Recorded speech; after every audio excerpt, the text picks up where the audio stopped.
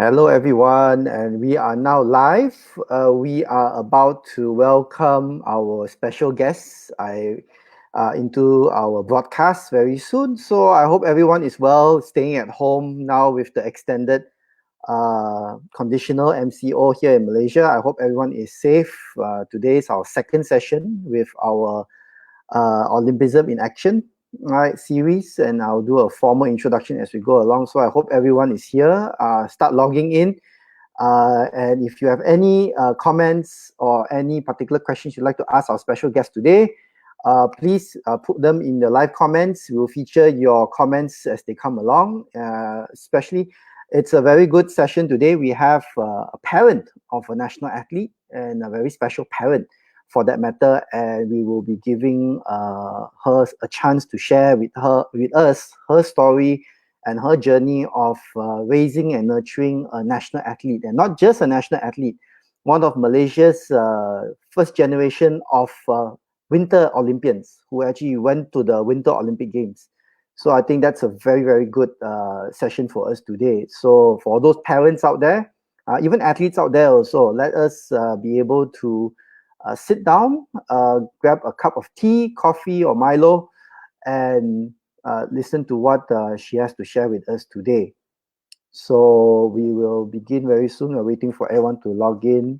All right. Hello, Halim. Always good to see you again. All right. You've always been a very big supporter of our session. I also first like to acknowledge the team behind the series, Linio, Sila, Daphne, Sebastian, Nazrov, Halim themselves, all the rest of the gang at the National Olympic Academy, the moderators, the past participants. You guys have been a big supporter and also getting these things, especially I'd like to shout out to Linio right now, who's actually behind the scenes here in our virtual studio, right, getting things done. So, okay, it's now officially 3 p.m. and we shall start. So, hi everyone, welcome and thank you for joining our second Malaysian Olympism in Action Community Series today. Now, who are we? Well, the Malaysian Olympism in Action community consists of former participants of the National Olympic Academy, such as myself. We are all former national athletes, state athletes, coaches, sports administrators, sports managers. We are people who strongly believe in the importance of inculcating our society with the core values of Olympism, which is excellence, respect, and friendship. For those people who wonder what is Olympism, is it something to do with the Olympic Games? Very close. The Olympism is a set of values or set of core values that was coined by the founder of the modern Olympic Games, Baron Pierre de Coubertin, right, where he brought the second coming of the Olympic Games so that he could bring the world together in solidarity, in friendship, respect, and excellence through the Olympic Games. And it is through Olympism that we are here today to welcome our guests. So the session is very simple. We have our guest today. So in conjunction with Mother's Day that just passed over the weekend, we will be speaking today to Miss Irene Chow. Now, Irene is the mother of Julian Yee, Malaysia's Winter Olympian. Now, Julian, if you are not very familiar with it, is a figure skater who represented Malaysia at the 2018 Pyeongchang Winter Olympic Games. And he has gone to many other figure skating competitions and he's done Malaysia very proud. So today we have Irene with us. So welcome, afternoon, Irene. Welcome to our show. Hi, Nicholas. Good afternoon, everybody. Thank you for signing in. I'm, first of all, very thankful to the people behind Olympism in Action for inviting me to share some of my experiences and views with all of you. Thank you. Yeah.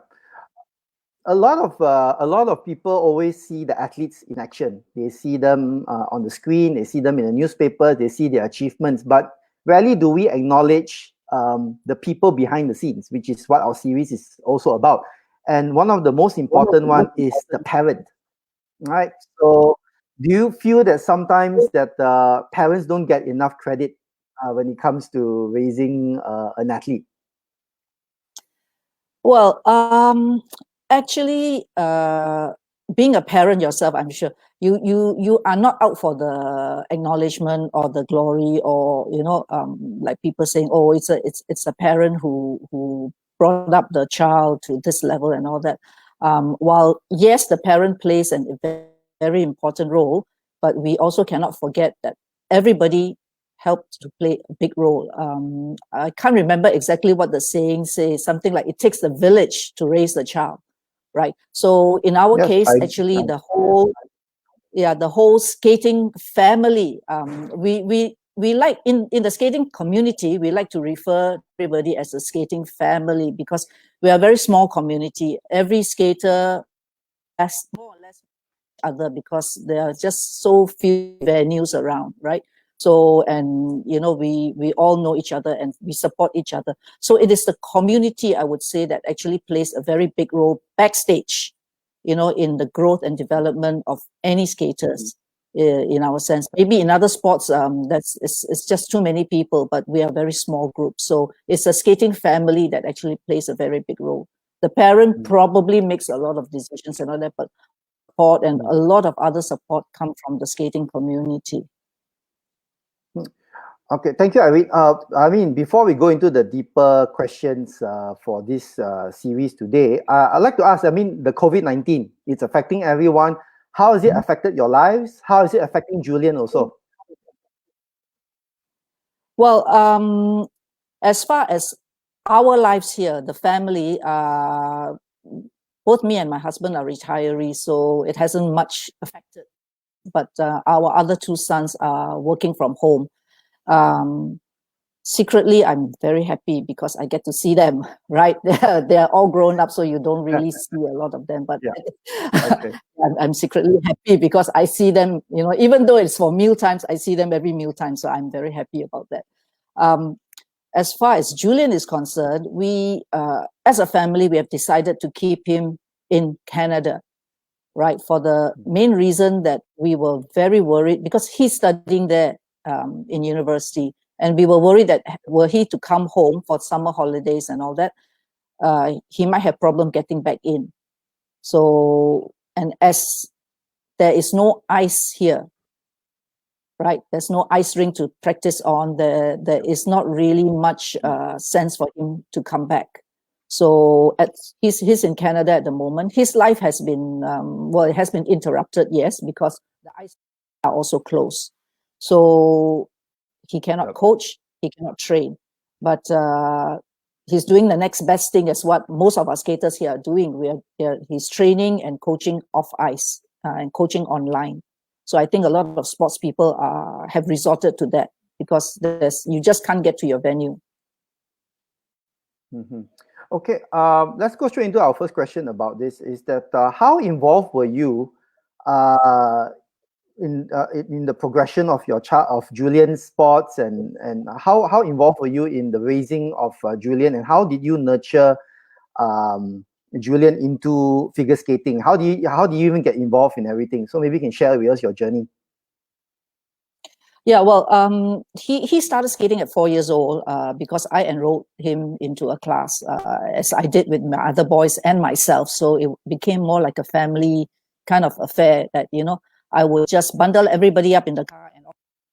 And in my mind at that time, it was just for fun, and then looking back on retrospect, I thought it was quite a good idea because I don't have to be a soccer mom, a swimming mom, fencing mom, I'm just a skating mom. Everybody do the same sport, very nice and easy. So yeah, so it kind of got, how do I say, we kind of got carried away, when they first joined competitions and stuff like that.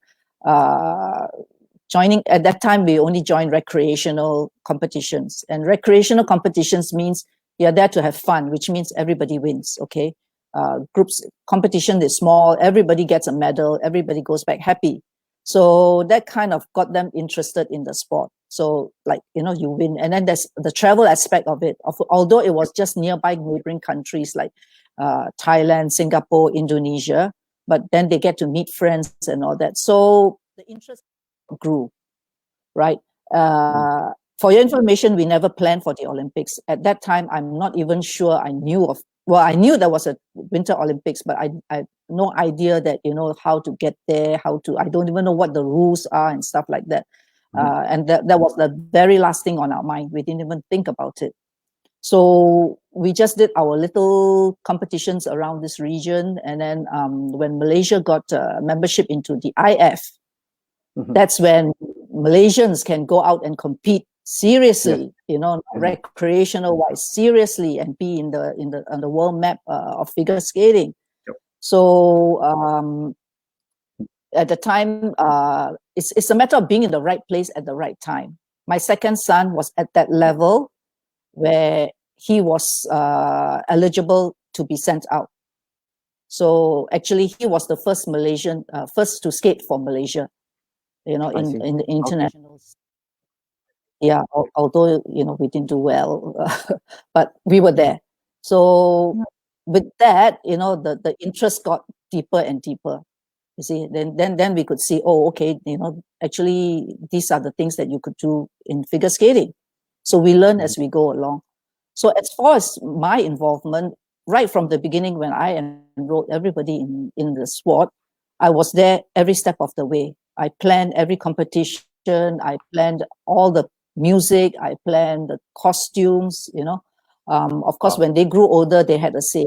They had a say in that when they grew older, because mom's taste doesn't suit the teenager's taste, right? So, but I was there.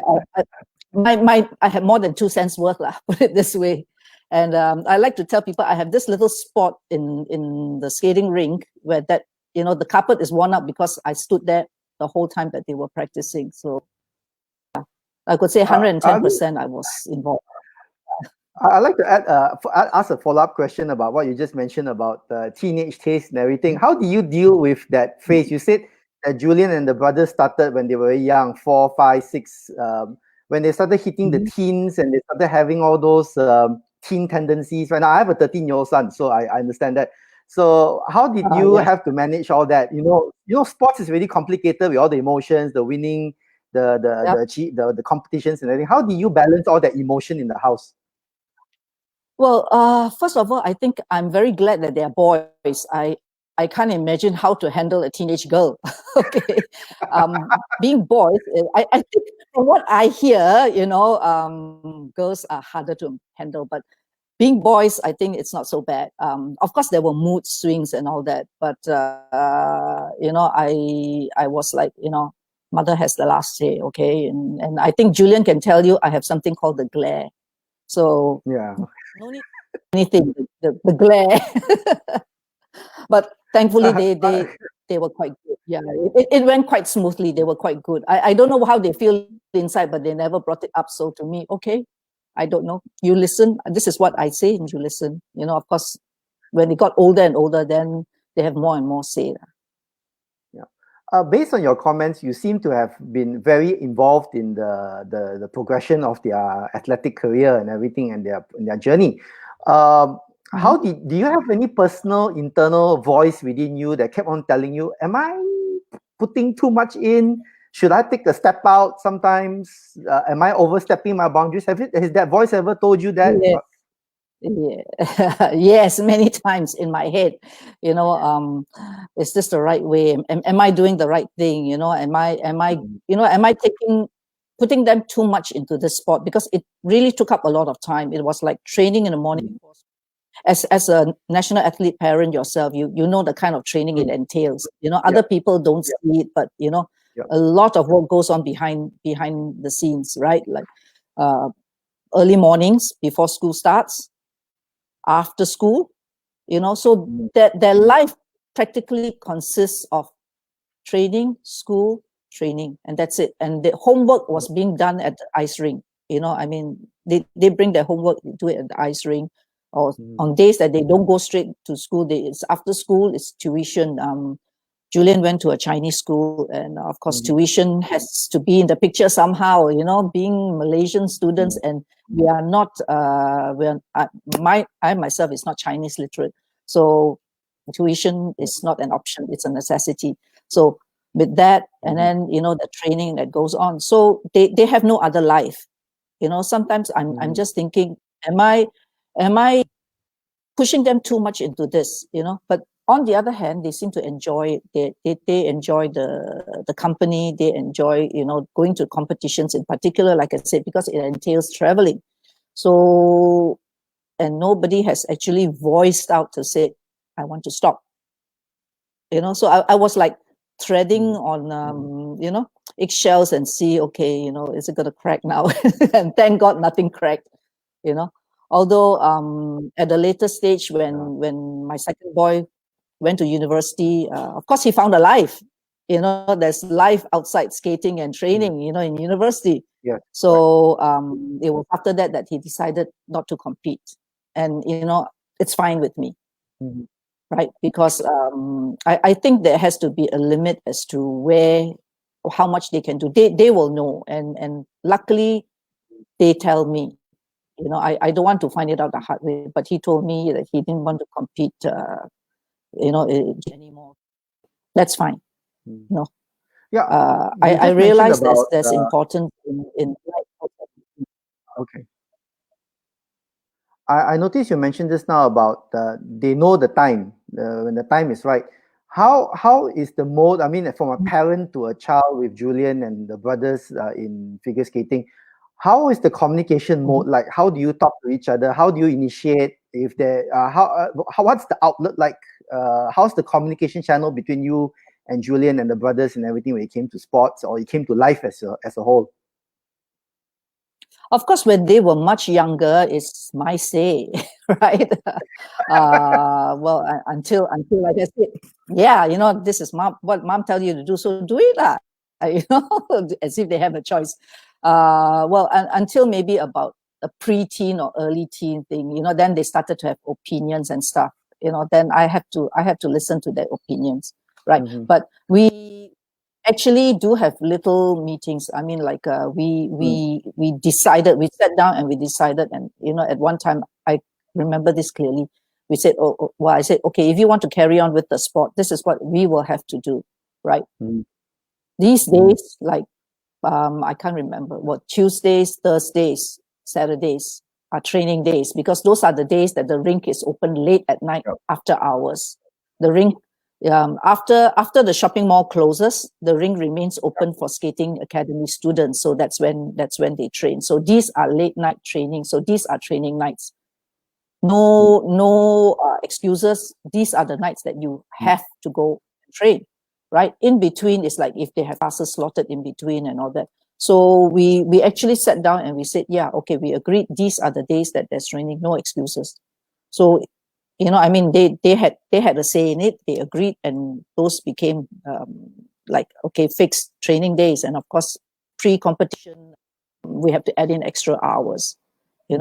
So we do have discussion about extra hours. Sometimes most of the time they don't complain, lah. Okay.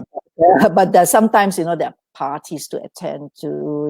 There are movies they want to go with their friends. So Friends, things yeah. can be negotiated. Yeah, things can be negotiated. But mainly, I'm quite particular about fixed days. So since it was a group agreement, then we keep at that. Other things can be negotiated. So they Okay, are I actually have a question here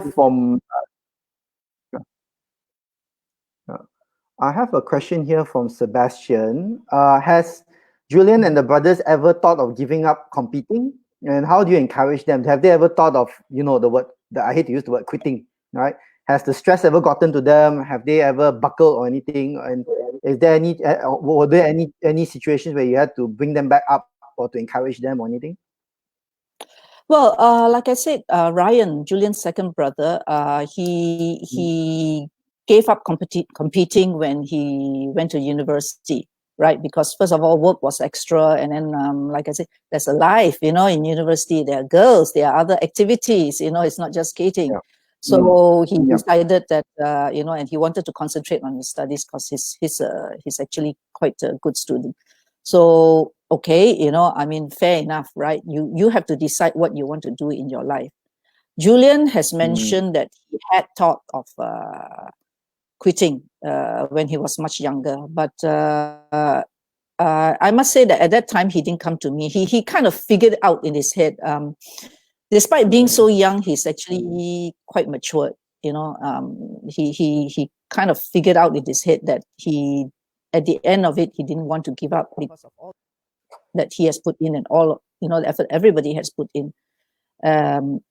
So he didn't quit, and I think he saw the light at the end of the tunnel. When it looks as if we have a chance at the Olympics. So I think that kept him going. I'm happy to say I didn't have much to say to persuade them. Right? They have more or less quite worked it out in their heads that which path they wanted. Right? Julian chose one path, his brother chose another path. Both are not wrong. Right? And I'm very happy that the way it turned out for everybody. Yeah. Okay, Irene, one of the things I'd like to ask you as an add-on to what you just mentioned, you mentioned that Julian sort of figured it out himself. So what do you think are the factors that you personally contributed, or what do you think contributed to what factors got into Julian's head that enabled him to be able to figure out that all these things, all that, the quitting, what's the next step and everything out by themselves? This is something every parent wants their kid to think for themselves. Yeah. Okay. He said it in his book. I don't know. His book. He has a book out. Really. It's actually the time factor that everybody, the time and effort that he has put in, that the family has put in, to support him. Of course, besides time, it's also a lot of money, expenses involved, right? So that was, I think, one of the major factors that to come all this way and give up. Right. It's a little bit of a shame. So I think that was the main factor that kept him at it. The other factor was also because he loved the sport. It's just a matter of how far you want to. Yeah, and how far you want to take that. How far you want to take yourself in that sport, right? I think maybe he does want really bad to be in the Olympics, because if you see, you cannot push a child to do something that they don't love or they don't want to, right? They have to want it. Right. If they want it bad enough, you have to support them all the way, right? If they don't want it bad enough, no matter how you push, they are not going to succeed. I can tell you. If I, as a parent, only wanted, if I'm the only one who wanted it, right, he will not be where he is. He wanted it very badly. So that is the main driving force. We have a very intense, very deep question here from one of our NOA participants, all the way from Denmark, in fact, Tanya. She asks, may I know how many times have you cried alone as a parent throughout his journey as a skater? Well, I don't know. I've seriously lost count. Cried alone was, I don't know. There were many obstacles, external and internal. And, of course, one of the main obstacles was the expenses. Whether we could keep him going on his journey. So that has, I've cried myself. And I mean, it's something your child wants, right? And as a parent, you want to give them what they want. You have to support them. So it's like, okay, how am I going to get around this obstacle, right? That's my job. And of course, the time when the most memorable time I cried was when he qualified. When he qualified at the competition, that enables him to go to the Olympics. I cried in public. Okay, it was definitely not alone. I can't help it, and it was actually caught on film. So it was in one of the Olympic channel documentaries. So yeah, many times. What sustains you through these times? What sustained you? I mean, what pushed you forward when you know that? I mean, money is a big factor, especially now we're talking about COVID-19, and I think right now a lot of parents are having second thoughts about whether this is the next step and everything. What sustains you? If you were to give one very good advice right now to parents who are in the same boat as you before, a child who's looking to go into a sport that is going to define their lives, what's one defining advice would you give to these parents? Okay, first of all, I don't want to be very brutal, but you have to be very honest with yourself, right? You have to think, okay, first of all, is there a chance? I know, of course, every parent thinks there is a chance, but you have to be very honest. Is there a chance? Because the journey is very hard. It's very long. It's very hard. Secondly, do you want it? Or does your child want it? Who wants it? Who wants it? Your child must want it badly enough. They have to do it for themselves, not for you, right? So if you can answer these two honestly, then you see your answer, whether you should go forward or not, right? I always believe, yes, a child will listen to a parent to a certain extent, but there's a lot of sacrifices involved. The road is very tough, it's very long. There's a lot of sacrifices on both sides. So if your child is not passionate or does not want it bad, and it's half-hearted, and you are pushing 110%, 20% all the way, I can tell you your chances of making it's not very high. See, you are not the athlete. The athlete have to want it. So you have to be very honest with yourself and assess these two situations. How badly you want it, how badly the child want it, right? Then your answer will be there, sure. Right? Then, of course, the hard part comes if your child wants it badly. As a parent, you have to try to help them as much as you can. Then that's the hard part where, okay, you have to overcome the finances, you have to overcome finding a good coach, finding a good training places, where to go, plan the journey with them. I think your dedication to Julian and his sport has been inspiring. I think it's an inspiring factor for us to hear today. If there was one particular moment that you felt the happiest, I know that during the Olympics aside, the qualification aside, were there any other moments where you felt that light bulb in your head that said that, yeah, I think this is the right path for me as a parent, and I'm doing the right thing? Yes, I know that the answer to two questions, but what was it for you when you finally had the epiphany, that big question mark, that exclamation mark in your head? That I did it right.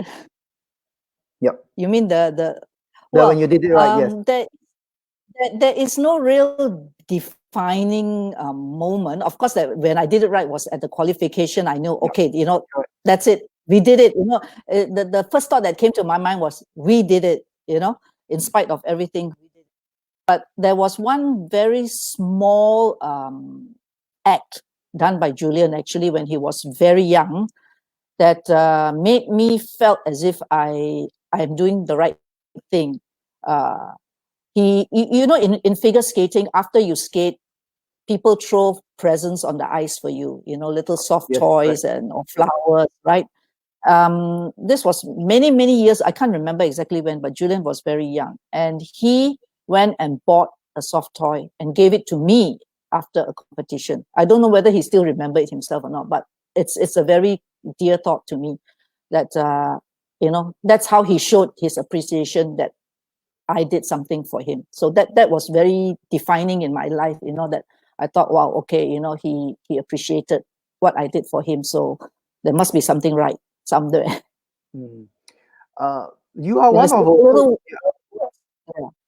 you are also one of the very rare parents that actually got and participated actively in the sport itself with the association. Yep. How did you get involved in that? Most parents were just happy, just sitting down there, paying the bills, sending them to the practices and training. Yeah.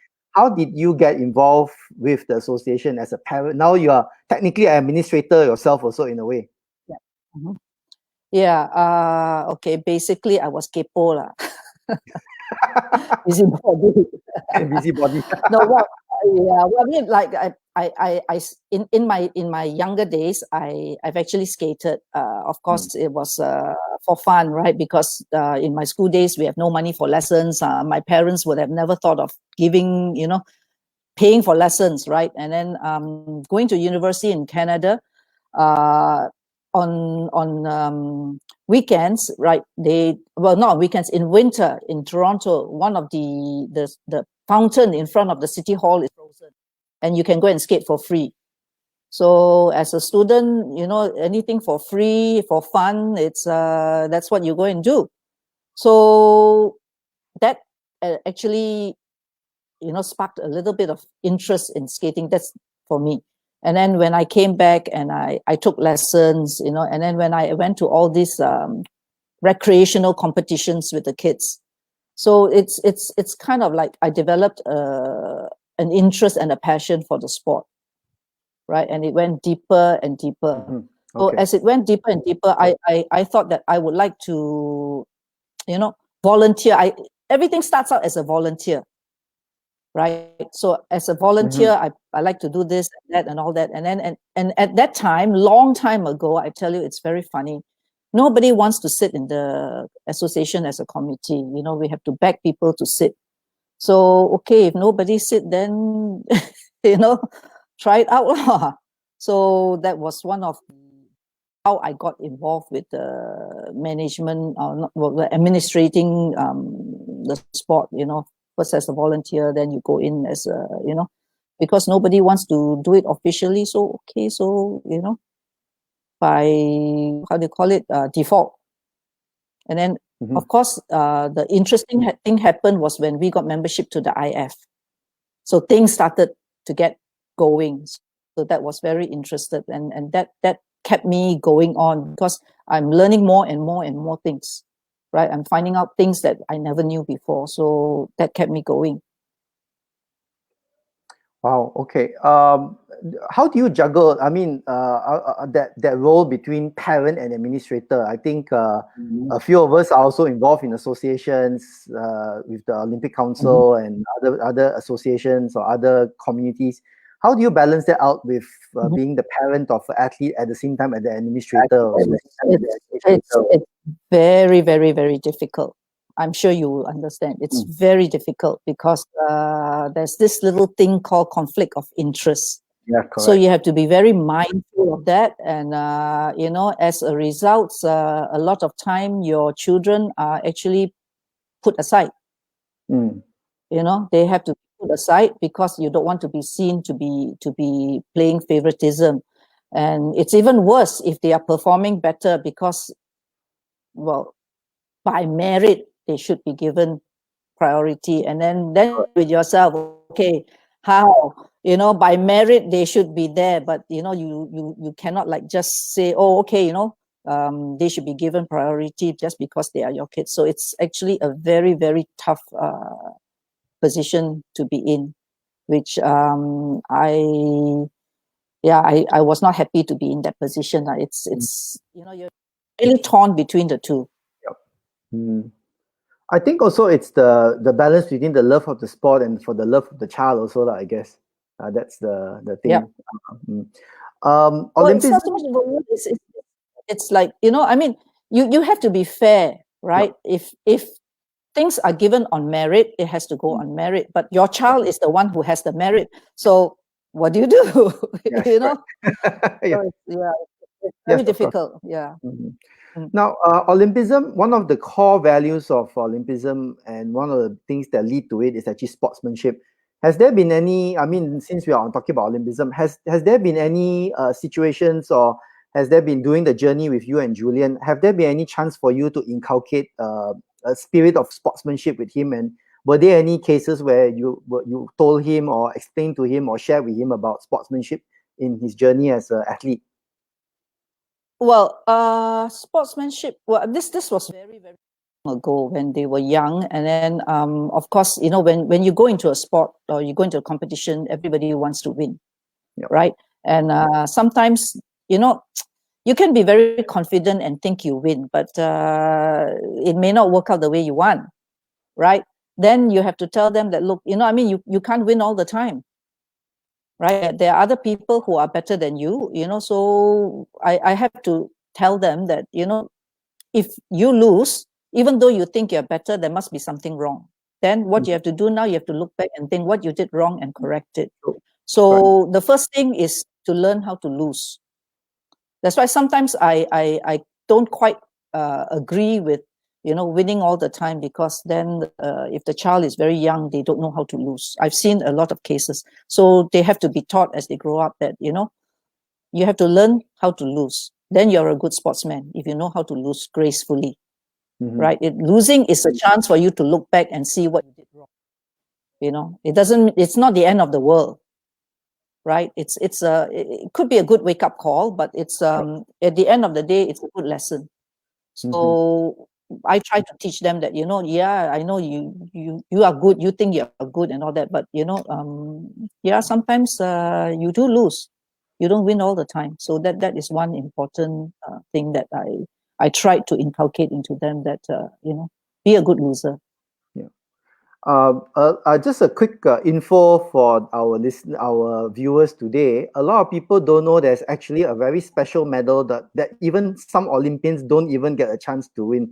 And Michael Phelps, being the most successful Olympian in history with so many medals, he probably will never get this medal also. It's basically called the Pierre de Coubertin Medal for Sportsmanship and Excellence. And it's only given very rarely to that very special individual athlete that shows a very big display of sportsmanship and the true ideals of Olympism. So go Google or Wikipedia it. It's called the Pierre de Coubertin Medal for Sportsmanship. And the recipients are very little. And the first recipient of the medal was Eugenio Monti, a winter athlete, a bobsledder, right? Italian. Right, so I think that's interesting facts for you all for us to know about the sportsmanship and everything. Back to you, Irene. I just had a conversation with a friend the other day when he realized that my son was going overseas for competitions for Malaysia and everything. And he asked, why bother? Well, go compete for the country for what? Waste of time, waste of your money, everything. What do you think about that, Irene? First of all, I don't blame these people. They probably don't understand what goes on in an athlete's mind and in an athlete's family's mind. Okay, as parents, yes, I mean, people have. I've heard the same thing. They have said you're crazy. You're paying everything. You're not getting paid. You're paying everything. Airfare, competition fees, everything is your own expenses. And you are doing this for Malaysia. Why? I've had that same question. I think only people like athletes and those involved in sports will know. It's the passion for the sport, right? You do it for the sport and you do it for your country. It's the passion. It's something you're proud of. It's internal. You cannot measure to say, okay, how much money am I going to get when I win? You don't go into a sport like that. You go into sports because you love the sport. You go into a competition because you want to prove yourself against your peers, right? Yeah. You're not thinking, oh, I'm going to the competition because when I get my gold medal, somebody's going to give me this much money. So if you have that kind of idea, then that's not a true sportsmanship to me. So in reply to all this is passion. At the end of the day, it's passion. Why people push themselves so hard? I mean, like Julian took a gap year. We had a very big family discussion, a very serious family discussion for him to take a year off school to train, just to try to the Olympics. There's no guarantees, right? There's no guarantees that he will get in. There's nothing, but it's a risk that we took, because if we figured if we don't give him this chance, if he missed it, he might regret it. So right. People are saying, why, you're crazy, you stop him from going to school 1 year and then you send him all the way and train and all that, and you're doing it on your own, why? Yeah. So it's all again back to the passion for the sport. We have a question here from Daphne. Daphne is a badminton coach, actually. And do you get involved as a parent coach? I'm not a coach. I think my sons will be very happy to hear that, coach. So Being a parent, 24 hours staying at the site is bad enough. To be a coach is worse. Yeah. So no, I'm not a coach. I of course put in my 2 cents, 3 cents, 4 cents, whatever it's worth, but yeah, most of the time I don't think it works out. Not for me anyway. Maybe $1 sometimes, not more than 2 cents or 3 cents, maybe $1 or so like that.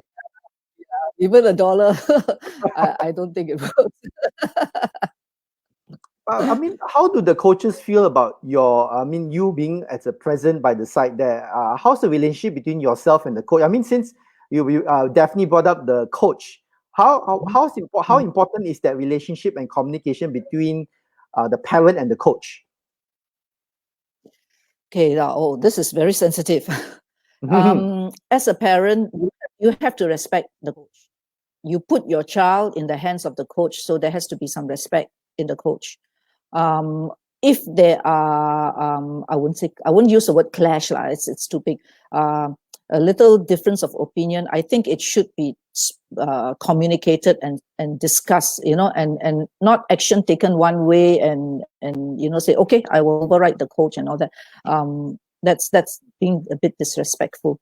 So I believe parents and coaches should work together. Similarly, coaches should also be respectful of the parents. It should be two ways, because at the end of the day, your main concern is the athlete, right? The coach wants the best for the athlete. The parents wants the best for the athlete. So I think there should be a two-way communication, and both should be respectful of each other. Then it will work out. All right.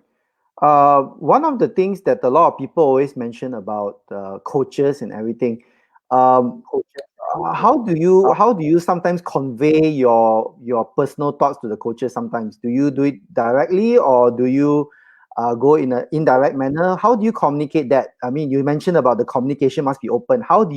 What was your style of communicating with the coach? Well, so far I have been very blessed in that Julian has had very good coaches right from the beginning until right now, where he's in Canada. He has had very, very good coaches who are willing to talk to the parents.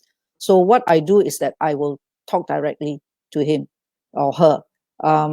His main coach here before he left for Canada was the head coach at Sunway Pyramid. And we actually do communicate. There are times when the coach said, oh, okay, I've chosen this music and this all for him and all that. And then I said, maybe I don't, not my taste and all that. And he will convince me. And at the end of the, I'm glad to say that I've taken his advice because it works out.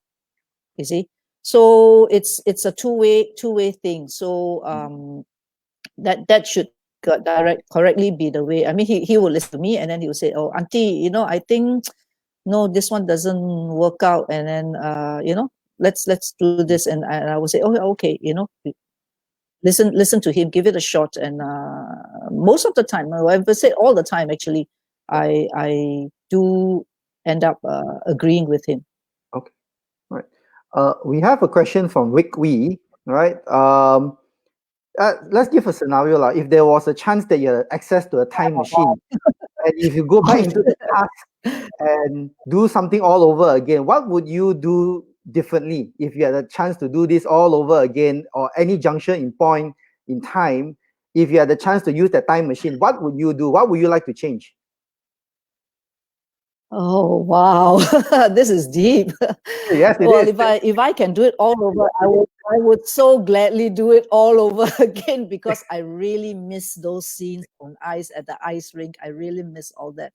But there isn't anything actually that I would change. The ups and downs, that all has been part of a very memorable journey. Yeah, that there wouldn't be anything that I would like to change, seriously. Okay, right. Okay. Now, when we say about when you talk about the challenges, and we talked about a lot about just now the times when you cried alone or you cried in public and everything, what do you okay, let me rephrase this properly so we can give our audiences a very good one. if you were to give out one valuable advice right now to a very struggling parent who's going through a lot of challenges right now, and you had that chance to actually sit next to this parent right now, and you put your arm around that person and say, what would you say to him or her right now? Challenges as in what? Actually, what actually came to my mind, right? We were having a conversation at home, and the same thing is like, what advice would you give to a parent or whose child aims to go to the Olympics, right? You know what everybody said in my family? Don't do it. Don't do it. Don't get yourself involved. Well, I mean, that was a joke lah, but it's a very hard journey. So be prepared. You have to love the sport. If you don't love the sport, there will be many occasions where you will give up, or you will really think of giving up, halfway. So unless you are prepared to go obstacles, bearing in mind it's not an easy journey, it's a long journey. It may be a very lonely journey, and your child is very passionate and love the sport, then you go forth. Otherwise, do think twice. Okay. I want to add. I know it's not very good advice, but Yeah, I just want to tell you how difficult the journey I is. understand. No, Irene, it's a fantastic answer. I think it's a very open answer, an open question that it's very hard in terms to contextualize it. Now, I want to give people a sense of what's it like being the parent of an Olympian. Now, can you give us maybe a rough estimate of how many hours do you personally spend at the peak when Julian was working towards going and qualifying for the Olympic Games? In terms of the time sending involvement, how many hours per week? What's given a quantum of time? Let's not talk about money. A quantum of time and investment of your personal effort and everything. Maybe you can put it into a proper structure for us to really understand what's it like.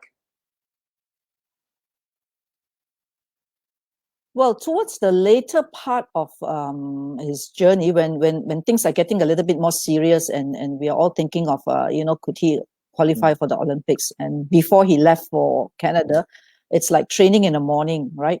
Every morning before school, he will train. That was when he was in university, and then he has to like make sure his classes are a little bit later, when you choose your classes. So you could train in the morning, and then you train in the evening. So as a parent, when they were younger, of course, then I have to send them, right? So early mornings, you have to send them, and then send them to school.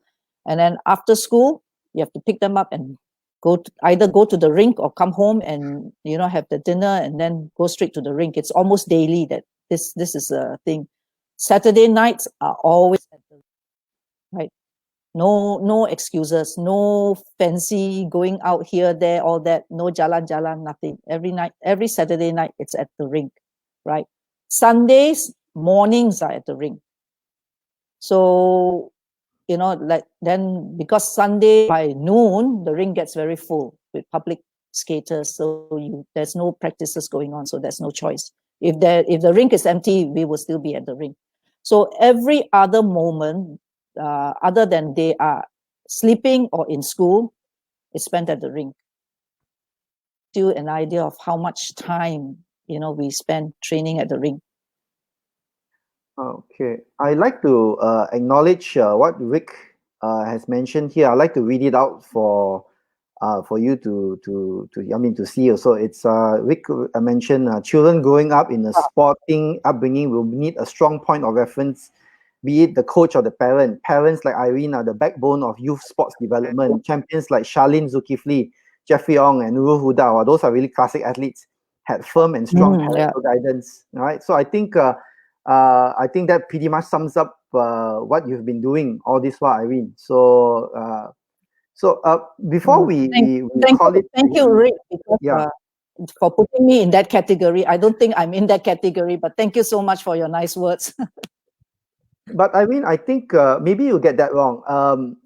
You should be put into that category, right?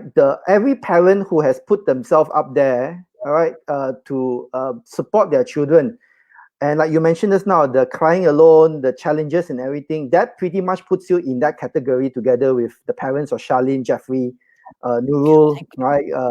Chong Wei, right? Delia, Nicole. I think Julian falls into that category also, and you as a parent fall into that category. So don't sell yourself short, Irene. I think all of us here are very proud of you as a parent Thank you also. very much. Thank you very much. Okay. Okay, training early in the morning, before school, evening, after the shopping mall closes. How do you even get enough sleep, from Sebastian? That's a good question. Yes, I'm lucky I get enough sleep. It's the kid that doesn't get enough sleep.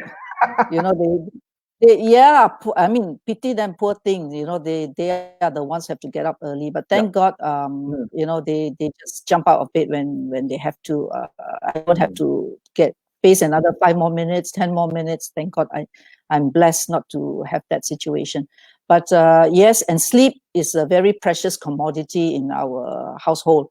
So any chance they get to sleep in, they will sleep in. So that's a treat. The non-training day when you can sleep in, that's a treat. Wow. Okay. All right. So before we close off for today, is there any closing remarks, anything you'd like to share to all the parents out there, or to any athlete out there, or anyone our audience today? Anything that you'd like to share from the bottom of your heart, or what's on your top of your mind right now? Okay. I want to tell, this is especially directed to the skating parents, right? Yep. Your kid can make it to the Winter Olympics if it is their goal. Don't let anybody tell you you cannot, right? It's been done, so it can be done again. Don't give up hope. You know, I see a lot of parents there who are really supporting their kids and all that. I know there are ups and there are downs. Believe me, at the end of the day, the ups will be more than the downs. So please don't give up. Please help to develop and bring up the sport. You know, we can do it. Your kids can do it. You know, so don't give up, please. Okay. I think on this giving up part, there is a particular question that I think I want to also highlight also from Tanya. In fact, Tanya is our interview subject this Friday, right? What are your 2 cents for parents whose kids are taking up sports which are less popular? For example, figure skating in Malaysia. I mean, fencing for mine also, right? So, taking out sport. Yeah, what are your 2 cents for parents whose kids are taking out sports which are less popular or less established in Malaysia? Well, being in a less established sport means you have to work extra hard, right?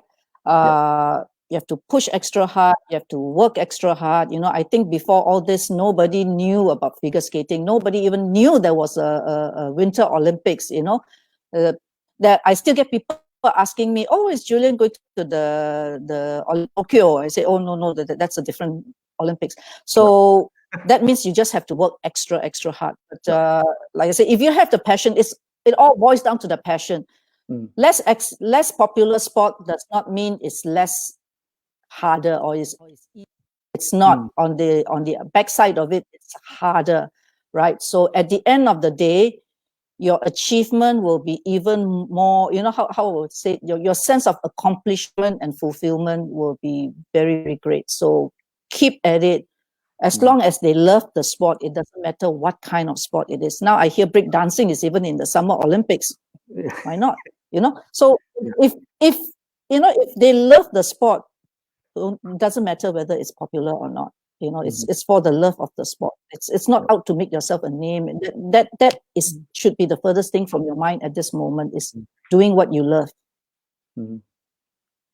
But okay, last comment here. I think this is funny enough to make me smile for a short while. One of our comments from one of our NOA moderators before Sebastian, she says, Irene, my cousins say I look like an older version of Julian. If you want to know how Julian will look like in the future as an older person, you can see me through his profile photo. So I don't know, Sebastian. I'm not very sure whether you could look at older. Let me stalk you. Sebastian Chan. Okay, I will stalk you. Yeah, so you'll stop you. Okay, Julie. We'll see whether you look like the older version. No, Irene, it was a pleasure having you today. I will stop you. Yeah, thank you so much for sharing Thank and you being very candid much. with us today. Very honest, very Thank unadulterated. I think it's. I'm trying very best not to cut onions here right now myself, right? And I like to thank everyone here for attending So thank you so much, Irene.